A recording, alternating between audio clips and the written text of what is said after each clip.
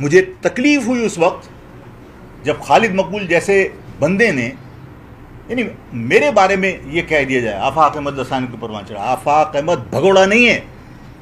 آفاق Ahmad Indian passport پہ پاکستان سے ہندوستان سے امریکہ نہیں پہنچا تھا.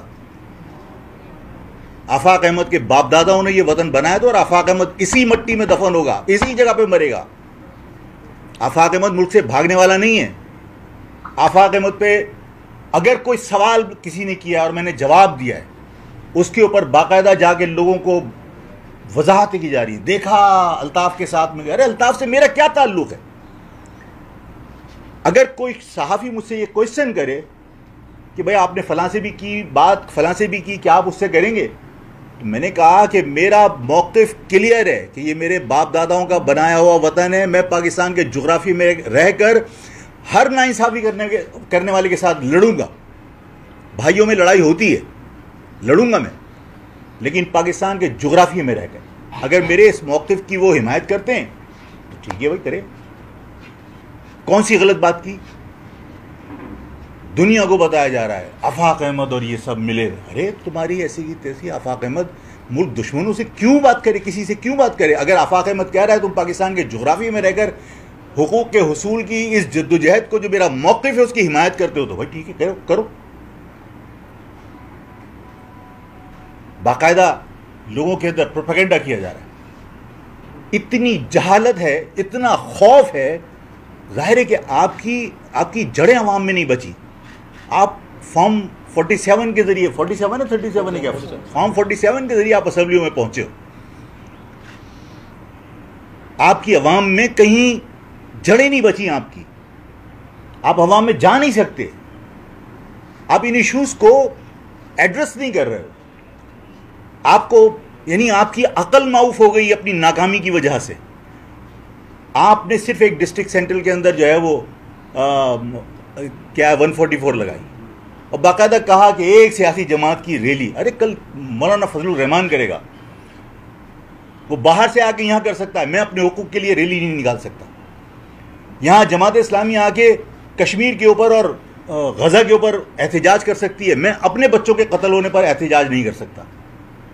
میرے بچوں کا معاشی قتل, میرے بچوں کا تعلیمی قتل, میں احتجاج نہیں کر سکتا. اور اس احتجاج کو روکنے کے لیے کوئی اور نہیں, ہمارے اپنے باقاعدہ جا کے گھروں پہ نشاندہی کر کے مہاجر قومنٹ کے کارکنان کو گرفتار کروا رہے ہیں, مخبر کا رول پلے کر رہے ہیں.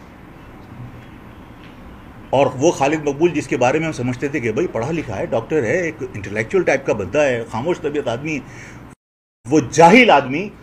ان لوگوں کو جو اس پاکستان کے اندر یعنی ایک حدیث ہے کہ جو شخص رزق حلال کمانے کے لیے اپنے خاندان کے لیے نکلا ہے اور راستے میں اگر وہ کہیں جاں بحق ہو جاتا ہے کسی حادثے میں, شہادت کا درجہ ہوتا ہے اس کو.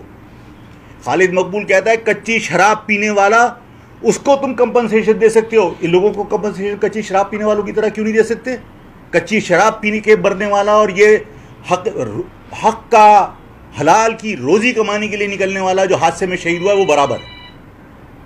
میں اس کی مذمت کرتا ہوں کہ ایک شخص اپنے بوڑھے باپ کے لیے روزگار کمانے کے لیے گیا ہے, ایک شخص اپنے چھوٹے معصوم بچوں کی فرمائشیں پوری کرنے کے لیے رزق حلال کمانے کے لیے گیا ہے, ایک شخص اپنے گھر کو پال رہا ہے, اپنے بچوں کی تعلیم کے لیے رزق حلال کے لیے نکلا ہے, اور وہ اس رزق حلال کی تلاش میں اگر راستے میں جاں بحق ہو جاتا ہے کسی حادثے میں, وہ شہید ہے. وہ شہید اور کچی شراب پینے والا برابر ہے. میں اس کی مذمت کرتا ہوں اس جاہلانہ گفتگو کی. لوگ متحدہ قومی موومنٹ کے بارے میں اچھا تاثر قائم نہیں کر سکتے ان باتوں کے بعد, اور وہ جانتے ہیں کہ آپ کو کراچی سے کوئی دلچسپی نہیں ہے, اس لیے کہ آپ کو پتا ہے کہ آپ عوام کے ووٹوں سے منتخب نہیں ہوئے.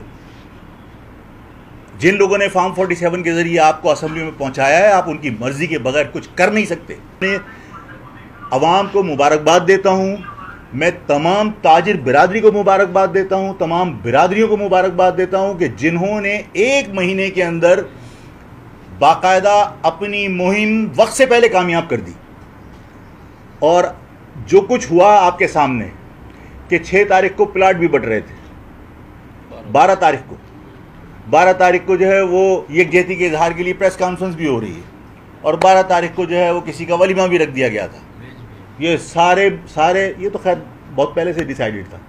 یہ سارے اقدام جو ذاتی طور پر کیے گئے, یہ سارے اقدام عوام کی جیت کا اعلان ہے کہ ہم کسی کو یہاں اجازت نہیں دیں گے کچھ کر رہی ہے. ارے تم کون ہوتے ہو اجازت دینے والے اس شہر سے؟ پھر میں کہوں گا بھائی تم بھاگے تھے، میں تھوڑی بھاگا تھا. بھاگنے والے سے میں اجازت لوں گا. جو اپنے آپ کو اس شہر کا نمائندہ کہنے کا دعویٰ کرتی ہے وہ حرکت میں آ گئی. انہوں نے میرے کوششوں کو لسانی بنانے کے چکر میں مطلب وہ شاہی سید صاحب کو بھی لا کے بٹھا لیا اور کہ صاحب پختون مہاجر کلیش نہیں ہو. پختون جتنے پختون وہاں تم بٹھائیں تم نے اس سے زیادہ تو میری سیکیورٹی کے اندر آج پختون تھے آج کی ریلی کے اندر.